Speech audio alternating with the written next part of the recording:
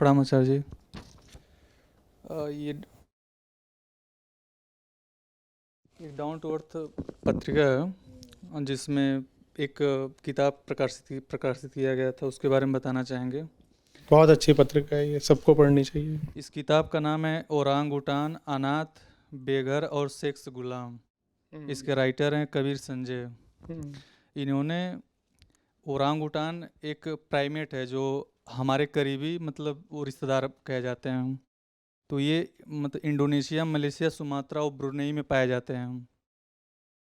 तो इंडोनेशिया में एक गांव में ओरांग उटान को कैद करके रखा गया था और कैद करके उनके बाल को काट दिया गया। बाल को काट के फिर उनके चेहरे पे मेकअप करके उनको श्रृंगार करके मतलब आदि चीज़ों से सुसज्जित करके जो खेतिहर किसान से चंद पैसा दे के उनके साथ सेक्स करते थे और ये बहुत लंबे समय तक करते थे। तो मेरा प्रश्न ये है कि ये जब डाउन टू अर्थ पत्रिका इसको 1 लाख लोग पढ़ते भी हैं, अंतर्राष्ट्रीय स्तर पर फेमस है, तो इसको मतलब उजागर क्यों नहीं किया जा रहा है? इस पे मतलब बात क्यों नहीं की जाती? ये तो हमारे करीबी, हमारे मतलब परिवार के किया जा मेंबर रहा हैं। है माने कौन करे? कोई ईश्वर उतरेगा ऊपर से? आपको करना है, आप करिए ना। Bye home? वेदांत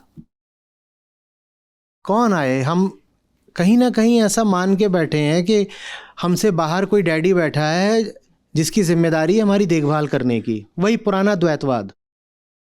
मुझसे बाहर कोई ऊंची सर्वोच्च शक्ति बैठी है जिसकी जिम्मेदारी है कि इस जगत की व्यवस्था को सुचारू तरीके से चलाता रहे।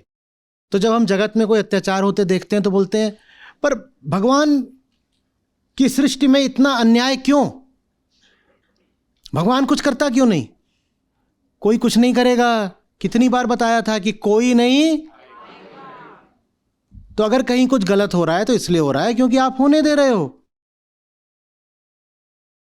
पूछ रहे हो कि कोई आवाज नहीं उठाता, तो आवाज कोई इसलिए नहीं उठाता क्योंकि आपके पास भी गला है।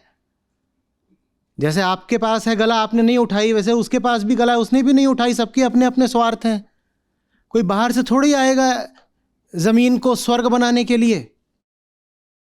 आपको ही करना है। ये भाव क्यों मानकर बैठे हुए हो कि हम तो सब बंदे हैं और हमारा एक मालिक है और मालिक सब ठीक करेगा? मालिक क्या ठीक करेगा? आ तो गई प्रलय। प्रलय आ तो गई है, अभी भी ये ख्याल नहीं निकल रहा मन से कि कोई और आएगा कुछ ठीक करने के लिए। जब भी कभी कुछ ठीक हुआ है वो मनुष्य ने किया है, और जब भी कभी कोई बर्बादी हुई है वो भी मनुष्य ने करी है। क्योंकि हम सब कितने हैं? दो। एक है हमारे भीतर जो बर्बादी का कारण है, और एक है हमारे भीतर जो धरती को स्वर्ग बना सकता है। तो बर्बादी भी हुई है इस धरती पर और स्वर्ग भी उतरा है इस धरती पर। लेकिन चाहे बर्बादी हुई हो चाहे स्वर्ग उतरा हो, दोनों ही काम किए मनुष्य नहीं है। मनुष्य के अलावा कोई नहीं है बाबा। अहम करेगा तो बर्बादी, आत्मा से करो तो स्वर्ग है। आप करो ना आत्मा से। लेकिन सर, जो अंतर्राष्ट्रीय संस्थाएं जैसे ग्रीन पीस हो गया, चाहिए जो संस्थाएं, इनके पास फंडिंग तो पैसा भी तो इनके पास ज़्यादा संसाधन इनके पास है। आप ही दे रहे हो और कौन दे रहा है? तो आसमान से आया पैसा तो आप ही तो दे रहे हो। मैं क्या करूं? हम ही करते हैं और फिर एकदम मासूम बन के बेबस बन के पूछते हैं पर ऐसा क्यों हो रहा है? फलानी संस्था ने ऐसा क्यों किया? क्योंकि फंडिंग आपने दी। फलानी सरकार ने ऐसा क्यों किया? क्योंकि वोट आपने दिया। गंदी फिल्में क्यों चलती हैं? क्योंकि आप देखने गए। मैं क्या करूं? सबके मन में यह भाव है कि पप्पा की सृष्टि है और पप्पा सब ठीक करेंगे।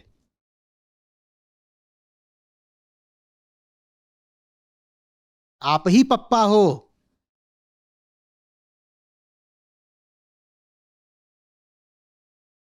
आप इसलिए पैदा हुए हो ताकि अपने पप्पा को पैदा कर सको। समझो, यही मनुष्य जन्म का उद्देश्य है। अपनी उच्चतम संभावना को पैदा करना, अपने बाप को पैदा करना। और आप नहीं करोगे तो कोई नहीं करने वाला। ये तो बड़ी भारी जिम्मेदारी है, हम उठाने को तैयार नहीं। अच्छा नहीं लगता आप ये बोल देते हैं, बड़ा सुकून, बड़ी राहत सी मिलती है कि पप्पा कहीं बाहर है, हमारा काम है उसकी गोदी में जाके मचलना, सुसु करना। कुछ हो जाए तो ऐसे प्रार्थना करना। किससे कर रहे हो? कौवा उड़ रहा है वहां, मुंह मत खोल देना।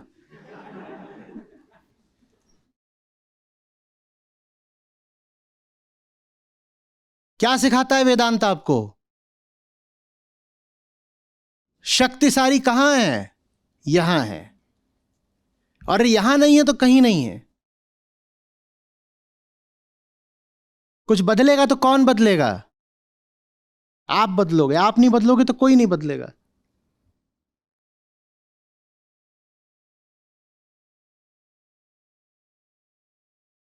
कृष्ण कहते हैं ना कि जितने अधर्मी हैं वो तो पूरी जान लगा करके अपना स्वार्थ साधने में लगे हुए हैं, पर जो लोग उतने अधर्मी नहीं हैं वो क्या करते हैं? वो स्वार्थ की इन बड़ी बड़ी दुकानों को चलता देखते हैं, अधर्म का राज देखते हैं और पूछते हैं पर ऐसा क्यों हो रहा है?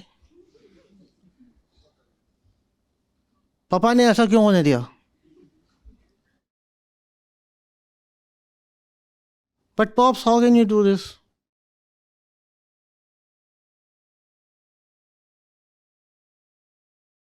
कहते हैं ना कृष्ण कि अर्जुन, जब सारे अधर्मी इतनी ताकत से और इतनी जिद से अधर्म के पक्ष में युद्ध कर सकते हैं, तो तुम धर्म के पक्ष में डगमग क्यों हो रहे हो?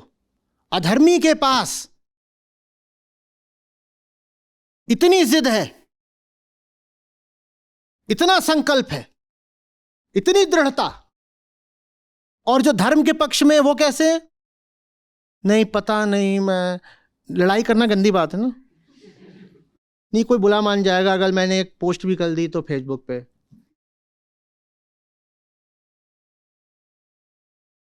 जरा सा तो काम हमसे होता नहीं, फिर भी पूछूंगा। ताऊ जी रोज आकर के उस व्हाट्सएप ग्रुप में गुड मॉर्निंग डालते हैं, उनको आज तक लाज नहीं आई। एक गुलाब का फूल, एक गेंदे का फूल, एक सनफ्लावर।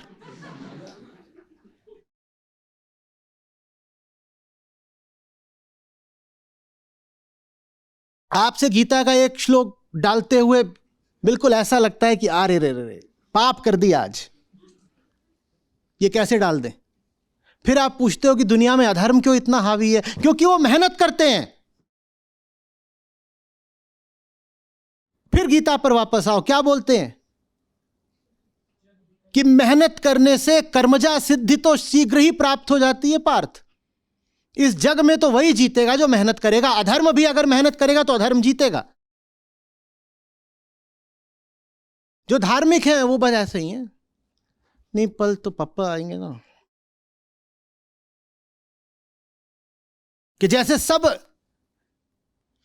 गुंडे किसी घर में घुस करके कोई लड़की है पृथ्वी, उसका बलात्कार कर रहे हैं,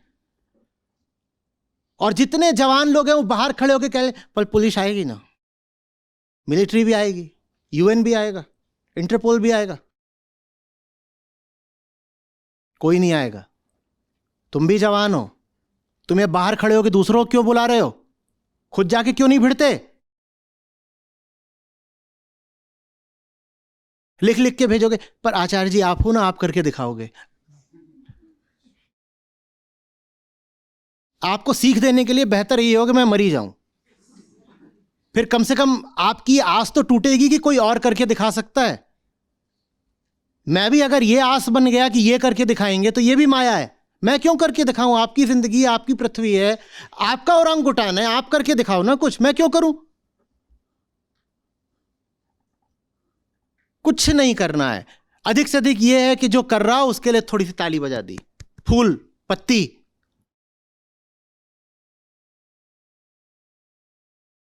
और ये कर करके जो कर रहा है उसका बोझ और बढ़ा दो कि तुझे ही तो करना है, तू ही कर। गलत शिक्षा दोगे बच्चों को तो वो बकरे से, मुर्गे से, ओरंगुटान से, हाथी से, भैंसे से सेक्स क्यों नहीं करेंगे? तुम उनको बताओगे नहीं प्रकृति माने क्या, वासना माने क्या, तो कुछ भी करेंगे, सांप से सेक्स करेंगे। हंस क्या रहे हो? करते होंगे।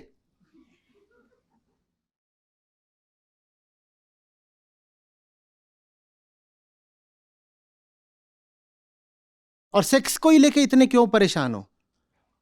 ओरंगुटन को तो हमने लगभग विलुप्ति पर ला दिया है, वो ज्यादा बड़ा प्रश्न है। सर उनके बच्चों को मतलब $1000 में बेचा जाता है, जो छोटे छोटे बच्चे होते हैं वो सेल किया जा रहा है।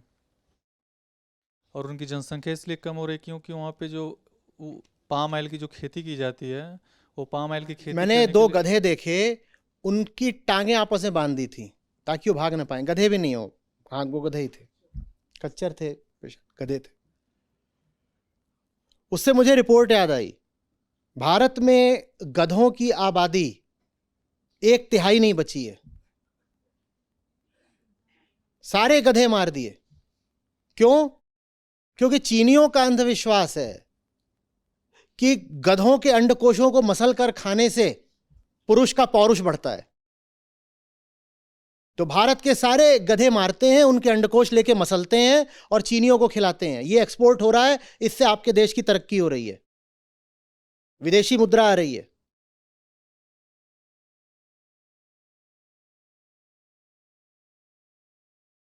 चीन में गधे लगभग विलुप्त हो चुके हैं।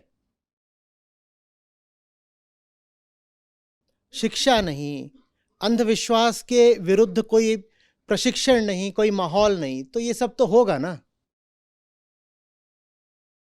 गैंडे का सींग, हाथी का टस्क, सब के सब चीनियों को लगता है कि इससे वीर्यवर्धन होता है।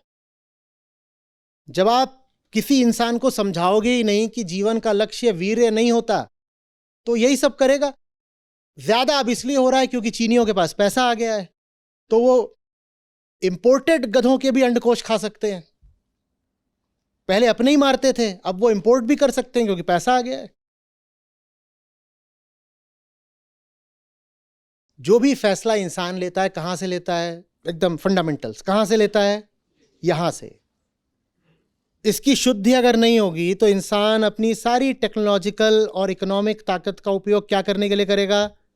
बर्बादी के लिए। वो बर्बादी हो रही है। 100 बातों की एक बात, ताकत बहुत आ गई है, जैसे चीनियों के हाथ में ताकत आ गई है, हर तरीके की आर्थिक, सामरिक, सारी ताकतें हैं। ये शुद्धि हुई नहीं है तो क्या करोगे? ये करोगे कि उधर जाके फिलीपींस को रगड़ दिया, उधर ताइवान को रगड़ दिया, उधर जापान को रगड़ दिया, उधर कोरिया को रगड़ दिया, इधर भारत को रगड़ दिया, वहाँ मालदीव्स में घुस बैठे हैं अब। क्यों? क्योंकि ताकत आ गई हर तरीके की। ये शुद्ध हुआ नहीं है तो जो करोगे वो करोगे। यही हर इंसान के साथ हो रहा है, इतनी सीधी सी बात है। पैसा बढ़ गया है, टेक्नोलॉजी बढ़ गई है, अस्त्र शस्त्र बढ़ गए हैं, चेतना बढ़ी नहीं है, इतनी सी बात है। जैसे बंदर के हाथ में तलवार नहीं आ गया, चाकू, फिर वह ICBM, बंदर के हाथ में न्यूक्लियर बटन, ये वाली बात है। ओरंगुटान बेचारा क्या करेगा? क्या करेगा? और ये तो ओरंगुटान है। माएँ पसंद नहीं करती हैं छोटी बच्चियों को उनके कोई हाथ लगा दे। अभी स्कूलों में बाकायदा गुड टच बैड टच की ट्रेनिंग होती है। छोटी बच्ची ही नहीं, छोटा बच्चा भी जो ओरंगुटन को जाकर के तैयार है, वो छोटे बच्चे बच्चियों को छोड़ते होंगे क्या लोग? फिर कोई नहीं किसी को छोड़ रहा है। यहां पे रिश्तेदार नहीं छोड़ रहे हैं। घर में कोई छोटा बच्चा हो उसको रिश्तेदार नहीं छोड़ते।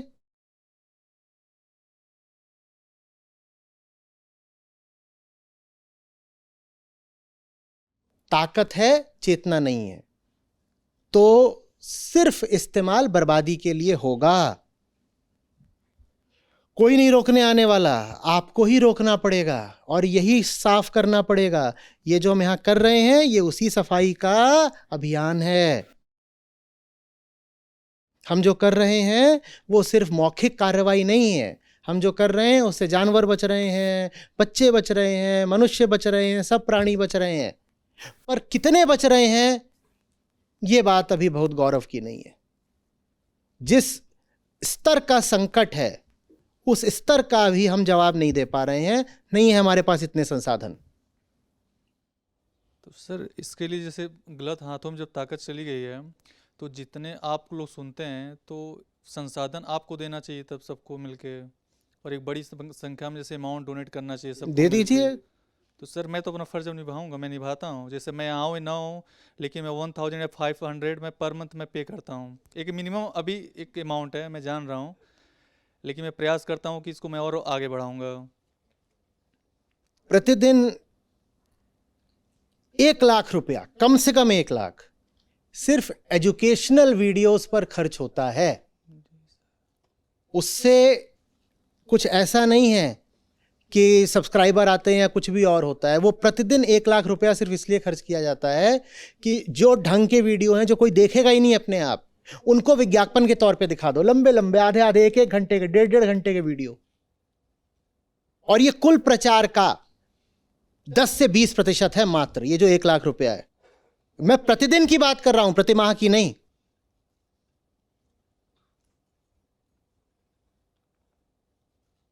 वो सिर्फ एजुकेशनल प्रमोशन है जिसमें ऐसे वीडियो प्रमोट होते हैं, आत्मा क्या है, वेदांत के मूल तत्व, गीता 1, गीता 2। ये वीडियोस अपने आप लोग नहीं देखेंगे, तो इनको प्रचार कर करके दिखाया जाता है प्रतिदिन।